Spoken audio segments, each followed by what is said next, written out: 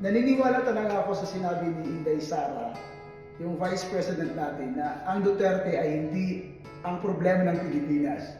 Tingnan nyo, lahat ng Duterte pumasok sa halalan, kumbaga, nanalo sila. Si Mayor, Vice Mayor, dalawang kongresista, isang councilor, and then halos lahat ng mga PDP laban na nanalo, di ba?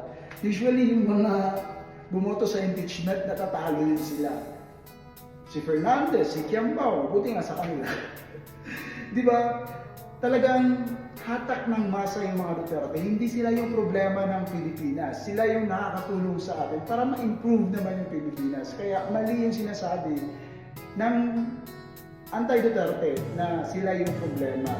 Sila yung malas sa Pilipinas. Kasi kung malas sila yung problema, hindi sila ibuboto ng tao. Majority ng mga tao sa Davao, ibuboto sila.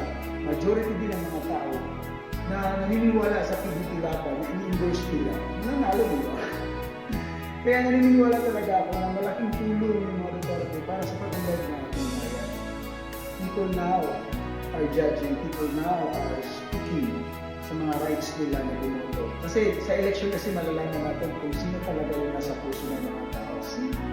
Kaya sabi ko sa inyo, supportahan natin sila para sa pag-unlad ng ating bayan. Until next time.